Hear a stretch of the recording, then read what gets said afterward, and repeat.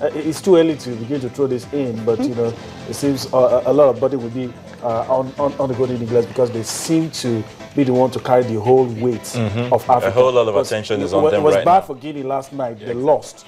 You know, I don't know what's going to happen to Mali. I don't know what's going to happen to South Africa. So, you know, everybody will start looking at the Golden Eaglets. And why would you not? They've been in the final 7 times. They've won it 4 times.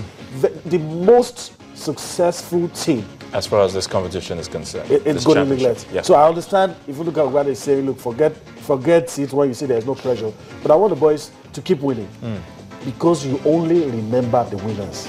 It's not fair, but that's how life is. That's how life is. Nobody remembers the finalists. Really rubbing it in. Nobody remembers the finalists that played well. What they would remember. Nobody even remembers the bad refereeing decision. In the history books, what is remembered is these guys came first, this one came second, this one came third. Nobody wants to listen to the story. That's how bad it is. That's what happened and how you got that. If you can get a quote coming from Emmanuel Amunike, you know, when he was actually saying that, you know, the boys, okay, it's true we were effective up front, but we also knew how to block their passing game, forcing them to play uncomfortably in the midfield. My players understood the transition game. That is when the transition game, that is when to attack. So that's really a crucial one for them. So if you don't really know when to attack, so it's actually very difficult. When to attack, when to defend. We also prepared them mentally. Like that's what you talked about. It's not easy to play against the host nation, Chile. The host nation, Chile has a good team, but today they lost against the best team. I believe they can qualify for the next round. They're talking about Chile. Because your first game was a draw, the second one is a loss. I think I was just trying to just tell them, give them a pat on the back. Qualify. Those comments came immediately after the game. So we can't say, we know now that we've qualified because there's nothing that will make us finish at the bottom of that group. No way. Based on that, regardless of what happens against Croatia. So we'll pick one of the 2 spots, and you know there's also space for 1 or 2 best losers. So definitely we're true to the last stage. All right. Congratulations to the Golden Eagles. Perhaps we want to take a look at the other results and fixtures. Other results coming. You have a USA and Croatia. That was 2-2. That's another Group A match.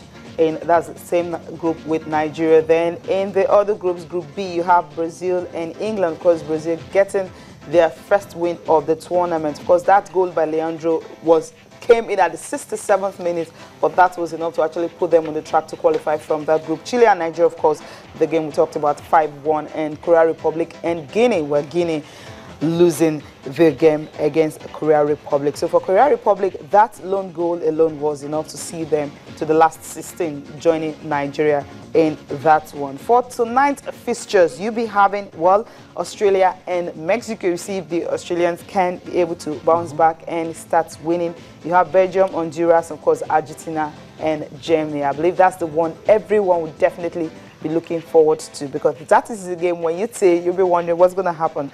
Argentina and Germany. Not only that, you know, for some of us who love football so much at this level, you want to write down some names. You know, I've seen things like this happen. 2003, names like Fernando Torres, Fabregas at this age grade tournaments. You write those names down because 6-7 years from now, they might just be the ones ruling the world. We saw Messi in 2005, and a lot of people paid attention. And a year or 2 down the line, we saw what it became. Not just for this tournament. When Argentina and Germany, teams like that, when they step to the field, just keep a tab on those names. Because you might see them again. Okay, so you won't keep a tabs of Nigerian names? I'm already keeping a tab. Wakali, Osime. I'm already keeping it. I think Osime has been really fantastic. Well, what about the guy that scored the fastest goal, 25 seconds? And that's what I said. Keep doing well. That will force us to remember you. Okay, definitely. That's what we'll be expecting from these lads. Of course, we'll also be talking about Chan, what's happening in the Nigerian Football Federation? They're not happy with the fact that at first, when Nigeria were going to host Burkina Faso, they said, okay, the game was supposed to be Sunday and it was moved to Saturday. And now the one that's supposed to be on the 24th, which is on Saturday, is now Sunday, because Burkinabes, of course, they must have complained. They are traveling back, you know, to their country. They expect them to at least give them 1 day more to prepare. But NFF are really not happy about that, because they were supposed to travel tomorrow, but now they will be traveling on Friday evening. So it's like it's altering a whole lot of things for the Nigerian Football Federation. They are not happy with it, but I think CAF would definitely want to stick with this date. Yeah, they're not happy with it, and in this case, I mean, you have to understand the NFF. The rule says they must receive notice 10 days before. That didn't happen, and you know, but of course, in football, when the ruling body makes a decision, you just have obey to and complain later. They've lodged the complaint. I don't know if CAF will listen. I don't think they'll listen.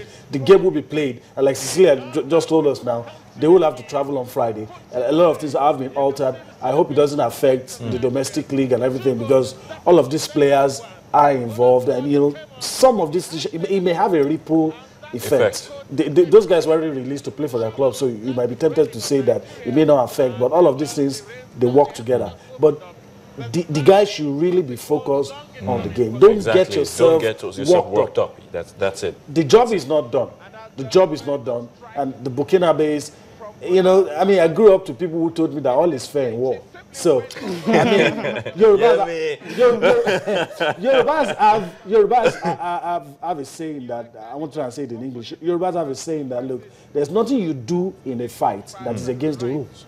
There's nothing you do in a fight. So, all this is a fight. And so, it's all about, as Nigeria will try to do, they of course are trying to do as well. They want to be in the competition. But I think in Nigeria's case, really, we're very good hosts. We're good hosts. You know, hardly will you hear teams complaining. Yeah, exactly. But when if it's the other way around, you know, you hear of all these talk of maltreatment and right from the point of entry. But you know, if it's football, you expect things. Yeah, that's what I said. The guys shouldn't be distracted. Just get on with it. Yeah. Go to the field. And in fact, that's the best way to answer your opponent. Victory will even be sweeter if you win in other circumstances. So I think the Burkinabes will definitely have one more day to train and get ready for the Super Eagles. But for the Super Eagles, of course, they will have to leave immediately after the match. Because that's the usual plan. Supposed to leave on Sundays. Immediately after the game, they have to start. It's a West African country, and you know, I hope they'll be able to sort out the travel arrangements. Because it's for them. I expect them to come by road. For Mohammed Sanusi to be saying, "Is this Super Eagles? Come on, you think it's?" I know, I'm just joking, but I expect that to be sorted out now. Since the West African country, I don't expect them to have any issues. Just find a way to just change one or two things, and it will be sweeter, like I said, with victory.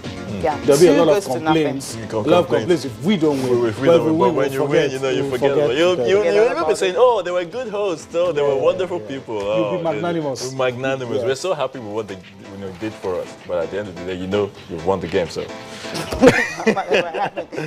To the next one. All right. We'll also be talking basketball this morning. Of course, the Continental Showpiece will soon start on November 4th. That's when it's starting. So we'll be talking with Coach Sani Ahmed much later on the program from Abuja, because he will be telling us how they are ready, how they're preparing, what's happening, with the team, if they are in camp right now, and the possibility of them actually just, winning that Continental Showpiece. But first of all, the qualifiers, definitely, that's the one that will get them. Zonal qualifiers, November 4, it's gradually closing in on them. And so Coach will be telling us what they plan to do and how they're going about it. It is a long road to that place. We also know Kano Pillars were not able to make the trip the last time out, so we hope they'll be able to do that.